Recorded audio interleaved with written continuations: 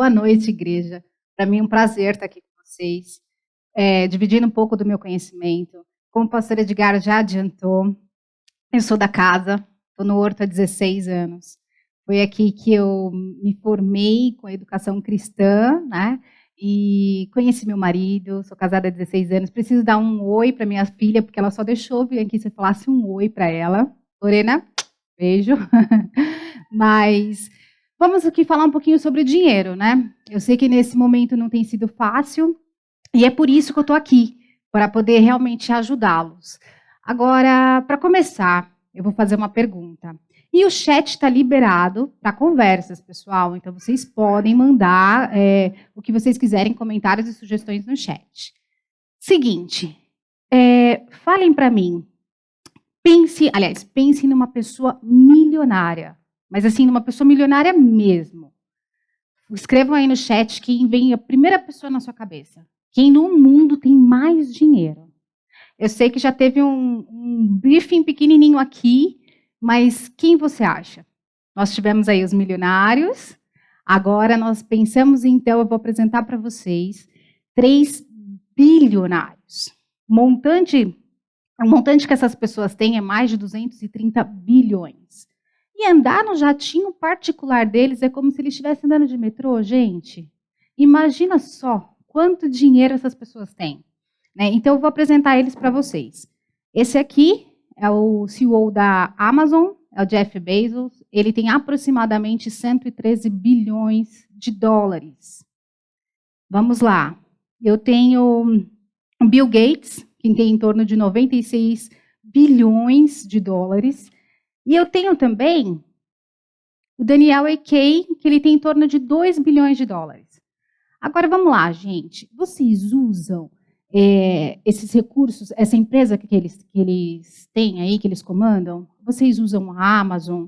Vocês usam o Google, Microsoft? Vocês usam o Spotify? Porque hoje eles estão assim, porque eles conseguiram produzir algo que todo mundo deu valor. Essa que é a grande questão, né?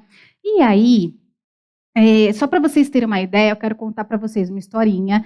Essa historinha está lá no Netflix. Não estou fazendo propaganda no Netflix, mas vocês podem procurar uma série escrito Explicando. E lá vai ter um episódio escrito Bilionários. Lá vai contar um pouquinho do que eu estou falando. Em 1987, nós tínhamos no mundo em torno de 140 bilionários. 140 pessoas, gente. E esse montante era aproximadamente 300 bilhões.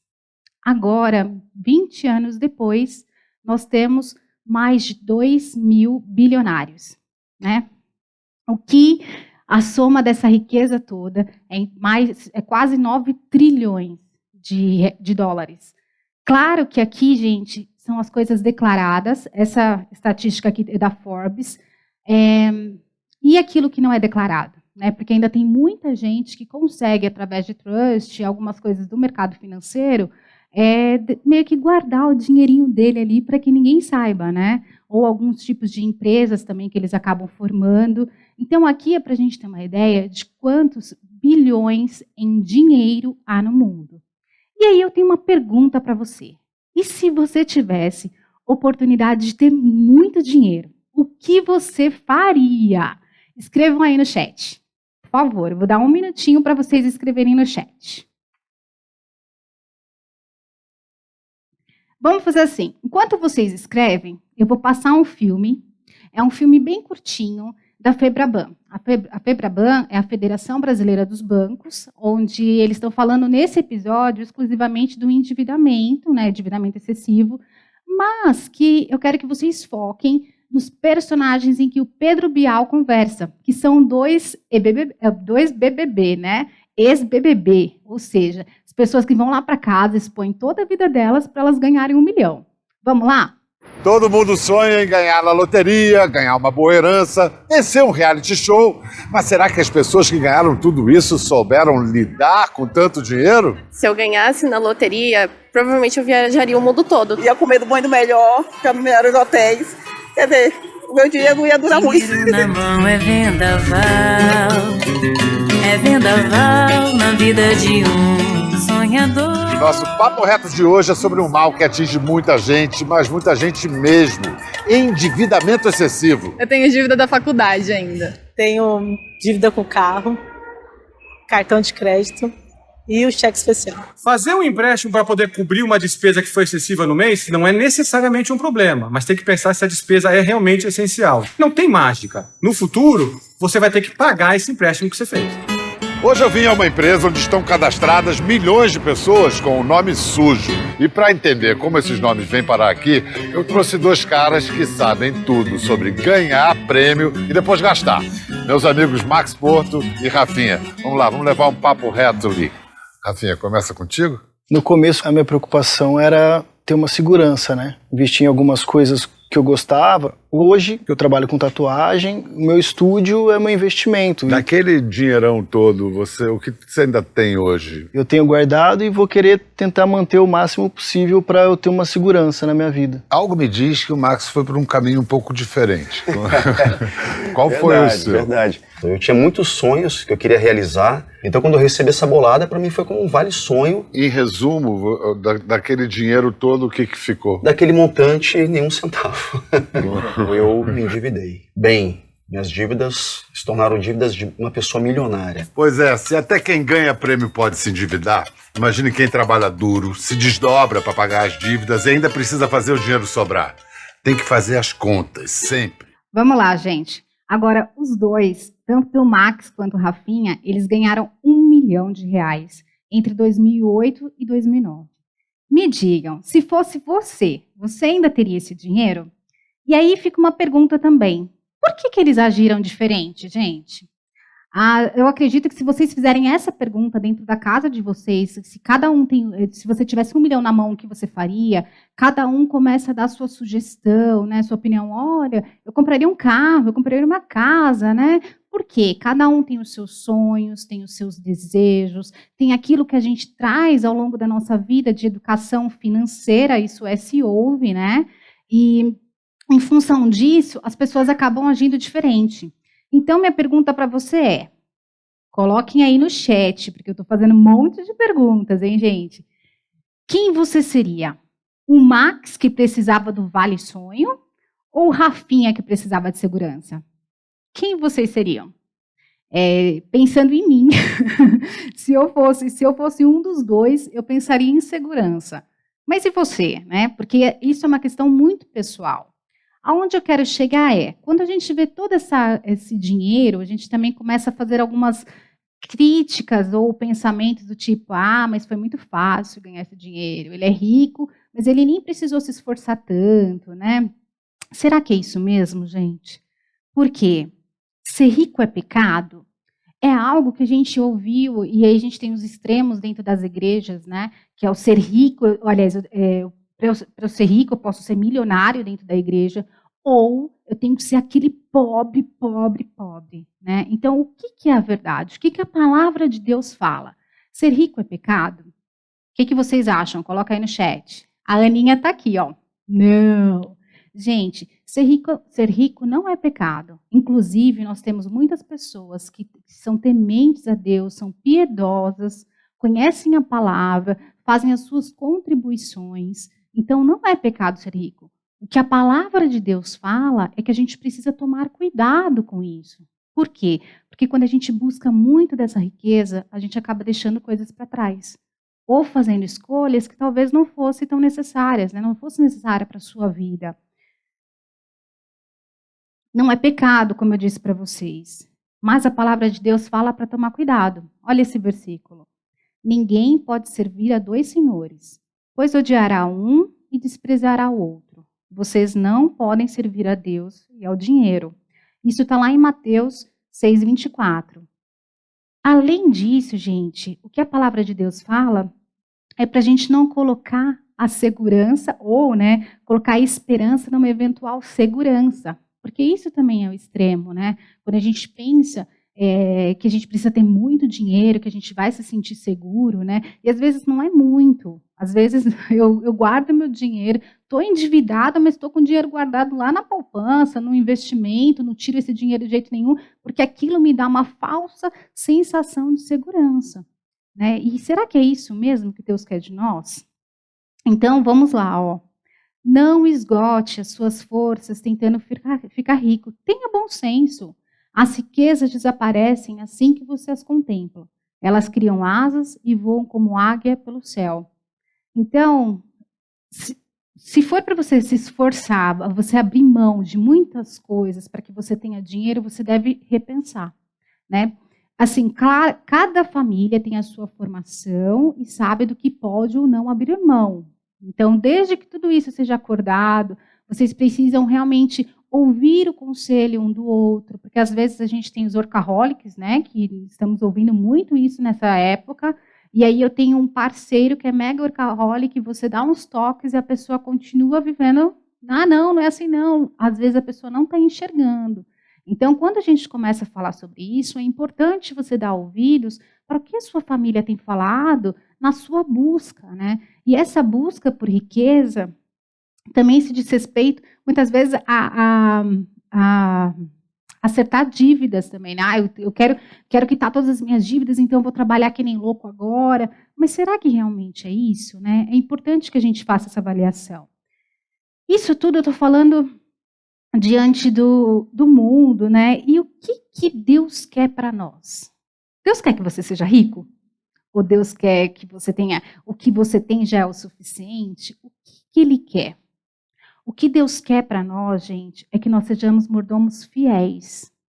O que é um mordomo fiel? É aquele que administra bem tudo que Deus dá na mão. Quando a gente começa a pensar, quando a gente olha lá para Gênesis, né, na nossa formação, Deus espera que nós sejamos semelhantes a Ele. E Ele é diligente. Se nós somos semelhantes a Ele, por que nós não estamos sendo? Nós precisamos parar para fazer essa análise todo momento, em que área da nossa vida nós não estamos sendo semelhantes a Deus, né, semelhantes a Jesus. Um cristão verdadeiro, ele precisa ser discípulo de Jesus e que adora somente a Deus, pode ser auxiliado pelo Espírito Santo para tornar um mordomo fiel do dinheiro. Aí você pode estar pensando, poxa, mas a minha vida não é assim. Eu estou endividado e aí eu não consigo ser esse mordomo fiel, né? Então, eu tenho uma palavra para você. Eu quero dar uma palavra de esperança. Até me emociona, porque o nosso Deus é vivo. O nosso Deus é fiel. Sabe quem é o nosso Deus? É aquele que, quando você se rende, Ele está pronto para te ouvir. Então, quando você confessa para o Senhor essas áreas da sua vida que você não está conseguindo ser um mordomo, Ele fala, vem meu filho, confessa, vem aqui do meu lado e vamos caminhar juntos. Então, para você hoje que está num momento delicado, principalmente porque está num momento que tem muitas dívidas, não sabe exatamente como liquidar essas dívidas, eu tenho algumas dicas para você. Vamos lá. Primeira coisa, ore. Né? Ore ao Senhor, deixei aqui um versículo para vocês, né? Que conta a história da viúva. É importante que você ore, coloque isso diante de Deus, confesse ao Senhor as suas escolhas. Né? E família, converse sobre isso também. Outro ponto estabeleça um orçamento. Eu estou endividado, mas como que está a minha vida hoje? Vocês precisam saber como que está o orçamento hoje para poder tomar qualquer direção. Liste tudo que você possui. Aqui, gente, é tudo que pode virar dinheiro. Então, eu tenho uma casa, eu tenho um carro, eu tenho outros tipos de imóveis. O que de fato eu possuo? Faça uma lista disso. Liste tudo o que você deve. Então, você vai ter um tempinho. Eu sei que às vezes não é fácil, entre o casal fica mais difícil, né? Porque às vezes eu começo a listar tudo que eu devo, eu falo, mas foi fulano que fez essa compra, né? Foi Beltrano. E isso acontece, gente, isso é, assim, mudem a forma de falar. Por quê? Porque quando a gente começa, mas foi você que fez isso, mas foi você que fez aquilo, você começa a julgar a outra pessoa, as escolhas que a outra pessoa faz. E isso acaba comprometendo muito o seu relacionamento com ela. Porque aí ela começa a falar, então quer dizer, você está falando que eu sou incompetente? Aí a briga está feita, né? Está pronta.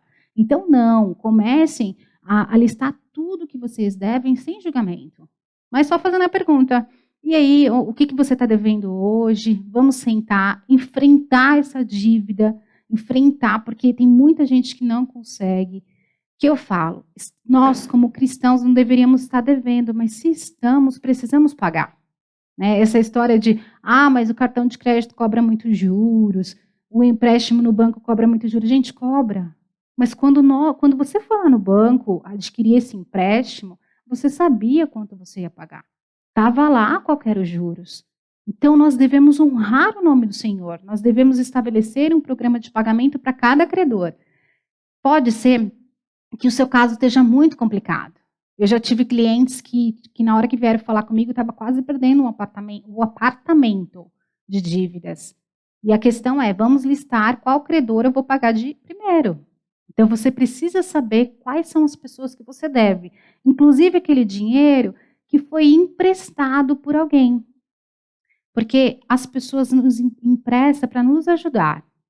Mas será que realmente era isso que elas deveriam ter feito para te ajudar? Talvez o não teria sido melhor com relação ao seu consumo. Mas então, estabeleça um programa para você pagar cada credor. Honre o nome de Deus.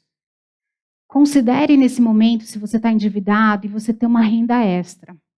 Agora está todo mundo se virando, né? Porque veio aí essa questão do coronavírus e agora todo mundo precisa se reinventar. Então, tenha uma renda extra. O que você faz de bom? Você faz aquele bolo bem gostoso? Vou falar agora, vou ter que falar da Silma. A Silma faz um bolo maravilhoso, né? E aí, esse é o momento de você ter uma renda extra, né? Não acumule mais dívidas. Gente, é super normal. Infelizmente, a pessoa que está endividada, ela já tem esse hábito. É um hábito de gastar. Então, ela não se preocupa mais quanto que ela está devendo. Ela não se preocupa mais nem se ela precisa pagar. E qual que é o grande problema? Eu vou adquirindo cada dia mais dívidas.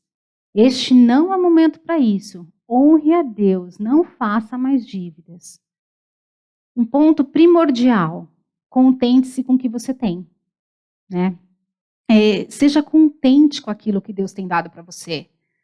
Mas esses dias eu estava até rindo, porque umas amigas mandaram no WhatsApp. Ai, gente, eu queria ter um apartamento que tivesse um banheiro só, porque eu estou tendo 3 e eu tenho que limpar.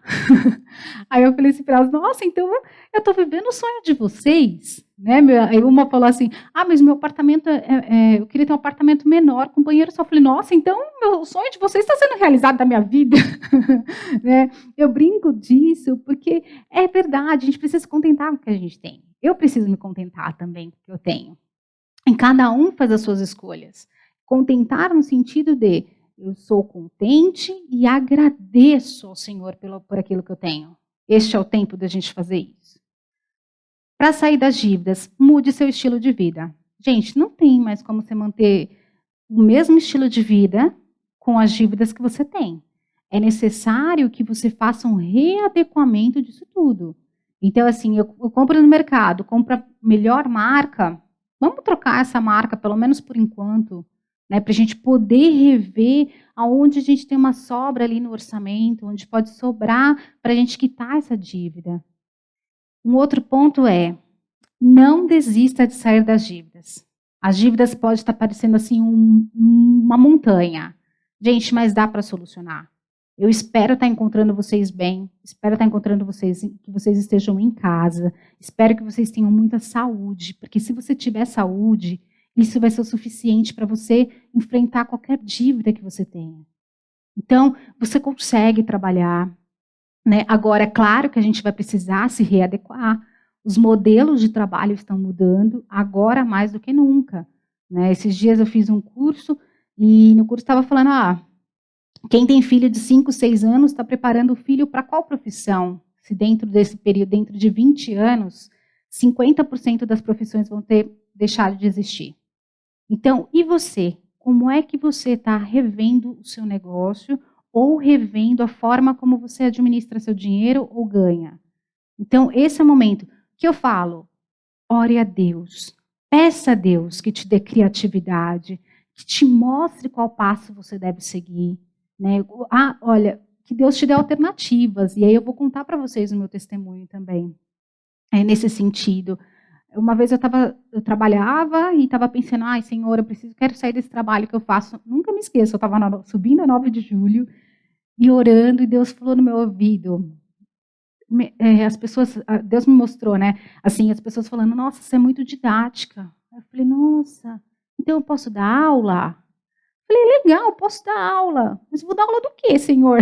Eis a pergunta, né? Então eu creio que quando a gente se ajoelha diante de Deus, quando a gente clama ao Senhor, Ele nos dá novas alternativas. Então, eu falo para vocês, sair das dívidas não é fácil, mas não desista de sair. Pense em quais planos você deve fazer. E é por isso que eu deixo para vocês alguma coisa muito prática. Se possível, escrevam no chat aí. Você está disposto a conversar com a família e fazer um plano de ação para mudar de vida? Então, você que hoje está endividado, você está disposto a fazer um plano de ação para você mudar de dívida? Ou para você mudar de vida? Faça isso, converse com a sua família. Família, ninguém fica endividado sozinho. Todo mundo colabora para o processo. Se for bem conversado, ainda que vocês tenham filhos pequenos, todo mundo colabora. Mas tem que saber se comunicar. Se comuniquem, quebrem essa barreira de eu não falo. E isso eu falo, quebrem a barreira para conversar sobre dívidas, porque eu aconselho muitos e muitos, a maioria dos casais que eu aconselho já estão num ponto que eles não conversam mais sobre as dívidas. Não conversam mais sobre gastos, ganhos. Um não sabe quanto o outro ganha. Se não sabe quanto ganha, imagina se sabe quanto gasta, né, gente? Então, ó, imagina a situação. Que hoje, em nome de Jesus, seja o dia que você vai sentar e estar disposto a não levar julgamentos para essa conversa, mas a levar acertos. Ore, né, para que isso de fato aconteça. E aí, eu deixo esse versículo como uma resposta dessa pergunta que eu fiz para vocês, né? Os planos bem elaborados levam à fartura, mas o apressado sempre acaba na miséria. Então, se você estiver louco aí para sair da dívida, mas não souber fazer um plano de ação, você vai continuar na miséria. Então, faça um plano, elabore, família, um plano. Esse é o momento para isso. E para aqueles, então, que não estão nessa condição, porque nós também temos algumas pessoas que não estão nessa condição de endividados, não estão na condição de estar bilionários, né? E que neste momento é um momento essencial para economizar. Então, eu trouxe algumas dicas de economia, para vocês economizarem. Antes de comprar, veja se pode customizar. Então, hoje mesmo, uma amiga minha colocou no grupo, olha, eu estou customizando uma jaqueta. Falei, nossa, que orgulho, né? Porque a gente tem que começar a reutilizar aquilo que nós temos, né? Cancele e-mail de promoções. Os e-mails de promoções são uma tentação, porque agora está tudo em liquidação. Então, se está em liquidação, você está louco para comprar aquela bolsa, aquele sapato que você nunca teve coragem de comprar porque estava num preço altíssimo. Aí você olha aquele e-mail, você fala, não, esse é o momento. Gente, momento para quê? Se agora, talvez você nem precise usar. Ou nos próximos meses, talvez. Então, cancele e-mails de promoção para você não cair na tentação, tá? Dê férias para o cartão de crédito, né? Não precisa você fazer parcelamentos no cartão de crédito nesse momento. O que você pode fazer, se você tiver que usar o cartão de crédito, é fazer compras à vista, porque você sabe que você vai pagar. O duro é eu continuar utilizando meu cartão de crédito como se a minha vida continuasse normal. E nesse momento, a maioria das famílias não estão com a vida normal. Outra coisa, né, que eu gosto muito, reveja as tarifas bancárias, né? Tarifas bancárias, como que você vai fazer isso? No site do seu banco, você pode ir, lá possivelmente tem um link de extratos, né? Extratos de tarifas. Ali vai mostrar como que é o seu perfil de consumo daquelas tarifas. Gente, se você não usa, cancela. Não tem por que ficar. Cancela em que sentido? Não cancele a conta, cancele a tarifa. Hoje você tem a seu favor a tarifa que chama Cesta Básica do Banco Central. É uma cesta do Banco Central, que ele permite que você faça algumas movimentações dentro de um padrão específico, mas que você não pague tarifas. Olha só, então você tem conta em grandes bancos, você consegue continuar com a sua conta lá sem pagar tarifa. Isso sem falar que hoje nós temos os bancos digitais. Os bancos digitais estão aí também para nos ajudar a evitar pagar tarifas. Um outro ponto, que esse aqui é um pouco mais tranquilo. Antes de ir no mercado, faz a lista. Então, assim, abre a despensa, pensa que, olha, por mês eu consumo 3 cremes de leite. Ah, eu tenho 2? Então, espera aí, só preciso de 1. Tudo que você comprar mais, gente, é dinheiro parado. O que eu quero dizer? Às vezes você também pode estar usando cheque especial por causa de um dinheiro que você comprou, saiu comprando um monte de coisa no mercado. Então, você está pagando mais caro ainda, né? Porque se você estivesse usando o cheque especial e fazendo a compra desse produto, você está pagando muito. Então, assim, o que você faz? Faça a lista para você não exagerar, para não ter nada vencido. Em esse momento não é de vencer nada. E aí eu vou aproveitar. Faça a lista de compras antes de ir ao mercado e inclua, gente, arroz, feijão, itens básicos da cesta. Nossa igreja está clamando aqui para que a gente possa usar a nossa comunidade. Então, se você for ao mercado, lembre-se de comprar também para fazer a sua doação. Né? Isso está sendo muito importante nesse momento. A gente está vendo muitas famílias desamparadas. Né? A nossa igreja tem como objetivo ajudar aqui a comunidade. Então, se você puder, por gentileza, traga os itens aqui na igreja, tá? Outro ponto, a anuidade do cartão de crédito. Ninguém precisa pagar a anuidade do cartão de crédito agora. Você só vai pagar a anuidade se o seu cartão for o top das galáxias, que quando você for viajar, você quer a sala mais VIP do mundo. E olhe lá, porque dependendo do quanto você negociar, talvez você não pague. Então, não é necessário você pagar a tarifa de cartão de crédito, sendo que hoje tem vários cartões. Né? Então, negocie, entre em contato com a central. Ah, eu não vou cancelar. A central vai falar, ah, não, mas você vai perder seu cartão. Tudo bem, gente, procura outro, porque tem outros cartões que não têm anuidade. Não é necessário que você pague. E de pouquinho em pouquinho você começa a economizar. Outro ponto, né? Veja as assinaturas que você possui. Assinatura de jornal, de revista, de academia, de tudo, até às vezes o Netflix, porque pode ser que você tenha e não usa, ou usa para assistir 1 ou 2 séries. Então, avalie, este é o momento. Outro ponto, né? Até falei na live semana passada com a Sandra. Leia o rótulo dos produtos de limpeza. Por quê? Os produtos de limpeza, eles normalmente são os mais caros da nossa compra. E aí, às vezes, no rótulo está lá a bendita forma de você economizar. Eu falei semana passada que eu descobri recentemente, lendo o rótulo do detergente. Tá lá, ó, se você quiser economizar, você vai colocar o detergente num potinho e jogar água e pronto, olha só. Né? Então, de pouquinho em pouquinho, você começa a fazer a sua economia. E a maior dica para economizar, não se console nas compras nesse tempo de quarentena. Né? Então, assim, eu estou aqui em casa de boa, não estou fazendo nada, deixa eu ver aqui na internet o que tem de interessante. Não adianta você se consolar nas compras nesse momento. Esse momento é para você economizar nas compras, né? Economizar o máximo que você puder. E assim como eu fiz uma pergunta para quem estava endividado, eu vou fazer a pergunta agora para quem quer economizar. Colocando em prática, você está disposto a sentar ao lado da sua família, analisar esses itens e fazer a pergunta: o que podemos renunciar agora para melhorar nossa vida? Você está disposto realmente a conversar com toda a sua família e analisar isso? Gente, eu falo para vocês, mesmo que vocês tenham crianças pequenas, as crianças, se você souber comunicar bem, elas entendem.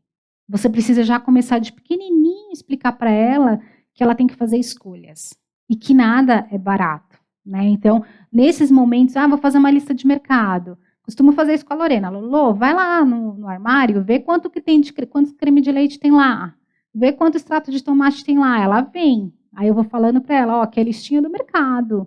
É assim que a mamãe faz. Aí a mamãe entrega para o papai. Então, vocês precisam começar a incluir as crianças nessas atividades, porque eu tenho certeza que as crianças vão ajudar demais vocês a economizarem, tá? E até, antes de eu passar para outro tópico, eu quero deixar uma coisa aqui para vocês. Independente se você economiza ou se você está na dívida, gente, Deus tem te abençoado. Esse é o momento de contribuir, né? esse é o momento da gente doar, porque é um momento que muitas pessoas não têm condições, e o doar que eu falo é dentro da igreja. Isso é uma premissa minha. Se hoje você continua recebendo o seu salário, dê o dízimo. E olha que a gente fala muito de um dízimo de 10%. Gente, continuem doando, porque tudo é dele. 10% não é nada. E os missionários? Tem tantos missionários hoje que estão precisando da nossa ajuda. Assim como algumas famílias, eu e o meu marido, trabalhamos no presencial, treinamento presencial todo o tempo. Nós também fomos afetados pelo coronavírus, como dizem por aí, né? Mas nós falamos, tudo bem, a gente vai reduzir algumas coisas, mas a gente vai continuar fiel com os nossos missionários, porque eles também estão precisando.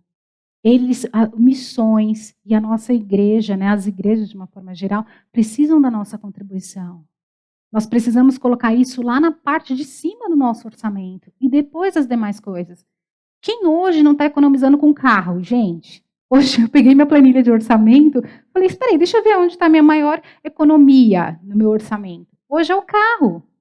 Eu não estou andando para lugar nenhum. Então, imagina, aí você deixa de fazer uma doação para o missionário achando que o seu orçamento ainda está comprometido com uma despesa que não está. Faça de missões, faça do dízimo, daquilo que o Senhor deu. Primeiro ponto da sua planilha de orçamento. Sua primeira, como você diz, coluna, linha lá. Coloque isso como prioridade. Tá? Uma outra coisa, né? Agora eu quero que vocês me respondam. Quem é o cristão mais rico no mundo? Tararara, o Zé está aqui rindo. Tararara, né? Quem é o cristão? É você, Oséias? Quem é o cristão mais rico no mundo, gente? Eu posso dizer. Nossa, estou emocionada. Você. Por que você é o cristão mais rico no mundo? Porque qual que é a maior riqueza do cristão? Essa deve ser a sua resposta. Ele entende que recebeu o perdão pelos seus pecados. Lá em 1 João 2,12.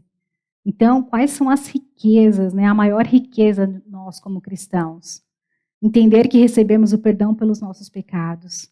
Que nós somos aperfeiçoados pelas provações e não destruídos por elas. Ainda que hoje a gente esteja vivendo um momento muito delicado, eu creio em nome de Jesus que nós passaremos por isso. Nós não seremos destruídos.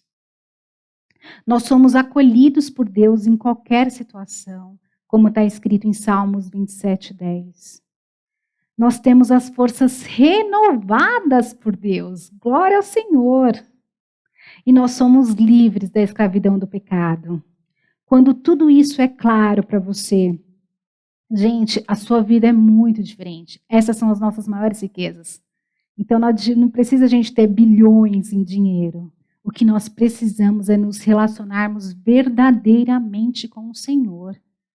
Que esse momento não seja um momento do medo. Né? Ai, eu estou muito endividado. Tem muita gente falando isso para mim. Eu já vi muitos casos de pessoas que estão pensando em suicídios, empresários, porque está vivendo um momento difícil, vai ter que fechar o negócio, vai ter que desligar um monte de gente. É uma situação difícil, mas nós temos o Senhor que nos restaura, o Senhor que renova as nossas forças. É nisso que a gente tem que confiar. Essa é a confiança que nós temos no Senhor. E afinal, quem é dono disso tudo? Acho que ao longo do que eu vim falando, já deve estar a resposta aí para você. Mas quem é dono disso tudo? Ao Senhor pertence a terra e tudo que nela contém, o mundo e os que nele habitam. Tudo, gente, é do Senhor. Nós estamos aqui só por um período de tempo. Que esse período a gente possa ser diligente, nós possamos ser mordomos fiéis do Senhor. O seu passado ficou para trás. Hoje é dia de renovo. Hoje é o dia que você deve se colocar diante do Senhor. Seja para economizar, ou seja para você sair das dívidas, hoje é o dia que você deve se colocar diante de Deus e reconhecer isso. Reconhecer que Ele é o suficiente para você. Reconhecer que Ele é o dono de tudo que Ele te dá. que você só está aqui por um tempo e que esse tempo seja o suficiente para você fazer o melhor para o Senhor. Por favor, gente, pensem muito nisso, porque não permita que Satanás coloque na sua mente que você não é o suficiente, que você está se perdendo, que você está cheio de dívidas. Não permita que Satanás coloque isso na sua mente. Pense que isso já passou. Agora eu preciso ter planos. Que Deus renove as nossas forças para que a gente tenha muitos planos de mudança. Né? Para que a gente possa economizar mais. Não sei se vocês têm visto, mas a gente tem muita reportagem falando que a gente está vivendo num momento minimalista, que é viver com pouco, bem pouco, que é o que a gente realmente precisa. Então, este é o momento que a gente deve guardar esse dinheiro. Né? E o guardar que eu digo não é guardar aqui. Assistam essa série que eu falei para vocês no Netflix, porque vocês vão descobrir que esses bilionários já fizeram... vou ter que dar spoiler, gente. Que esses bilionários já fizeram, não sei se é um testamento ou um acordo, que a maior parte da fortuna deles vai ser doada. Vai ser muito dinheiro. Muitos deles estão nessa. Então, a gente precisa realmente pensar que tudo pertence ao Senhor. Eu vou abrir esse tempinho agora, eu e o pastor Edgar, para a gente fazer, se vocês quiserem fazer alguma pergunta, eu vou fechar aqui, e aí o Zéias vem com a turma cantar, né? E aí é o tempinho de vocês fazerem as perguntas, fiquem à vontade, que o que eu puder responder, eu vou responder, mas eu quero que vocês vejam a letra dessa música, que é: viver buscando aventuras perigosas, se esquecer até mesmo de você. Saiba que a vida é muito mais valorosa e não a ponha a perder. Pense, mas nunca pare de buscar quem te quer mostrar a verdade. O nome dele é Cristo, o nome de tudo isso. Ele é o autor da vida. A vida terá um sentido bem melhor se você nele acreditar. Não perca tempo, esse é o momento da sua vida transformar. Gente, para mim é um prazer estar aqui com vocês. Muito obrigada, pastora Edgar. Muito obrigada, igreja, por confiar. Que a palavra de Deus seja sempre suficiente para vocês. Eu vou aproveitar aqui. A Rosângela comentou aí no chat, que já está me acompanhando. Então, para quem não me acompanha, eu tenho hoje um canal no YouTube, no Instagram e no Facebook. Chama Dinheiro e Você.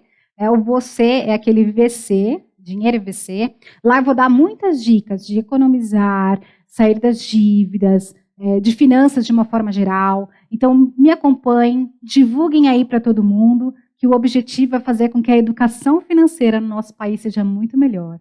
E que a sua mais ainda. Muito obrigada, pastor. Amém. Obrigado a você, Kátia, pela sua presença aqui e trazendo essa grande contribuição para nos ajudar, dicas preciosas. E a gente precisa lembrar que tempos de crise precisamos gastar menos do que a gente ganha, e ela nos ajudou aqui a economizar. Então, vamos fazer bom uso desses conselhos muito importantes. Então, pessoal, continue conosco. Domingo que vem, nós estamos ainda na série Desabafos de um Adorador. E só para você ficar aí, despertar sua curiosidade, nós vamos falar sobre essa pergunta: por que que os ímpios prosperam? Por que que os orgulhosos, os soberbos, disparam na frente e muitas vezes você está ralando na vida e você fica pensando assim: por que que aquelas pessoas estão indo para frente e eu não estou ganhando nada? Então, o Salmo 73 vai responder a essa pergunta. Tem um pedido de oração que surgiu aí no chat. A Raquel do Davi, ela está com a Covid-19, está restaurando, mas convém a gente orar por ela. Vamos orar, vamos nos despedir. Senhor, muito obrigado por esse tempo precioso, tempo em que esses conselhos milenares fazem toda a diferença na nossa vida. A tua palavra fala em Provérbios 10, 22, que a bênção do Senhor é que enriquece a pessoa e não acrescenta nenhum desgosto. É esse tipo de bênção que vem do alto, que vem do Senhor, que nós desejamos para cada uma das nossas famílias. Abençoe cada lar. E obrigado por sabermos que o Senhor é o dono de todas as coisas, e que privilégio sermos teus filhos. E Jesus falou que o vosso Pai sabe, conhece cada uma das nossas necessidades. e que ao buscarmos primeiro o reino, Ele vai acrescentar tudo o que nós precisamos. Obrigado por isso, nosso Deus. Oramos também pela Raquel. Ó Pai, esteja protegendo-a, ajudando que ela melhore cada dia um pouco mais, que ela fique bem logo, que não se agrave essa doença e que ela sare. Esteja com ela, Pai, ministrando cura, como também pessoas que estão nos ouvindo agora, que tem algum doente, algum parente nosso, algum conhecido, que o Senhor ouça a nossa oração e que o Senhor esteja à frente, nos confortando, sarando, protegendo, livrando do mal. Em nome de Jesus, amém. Boa noite, até breve.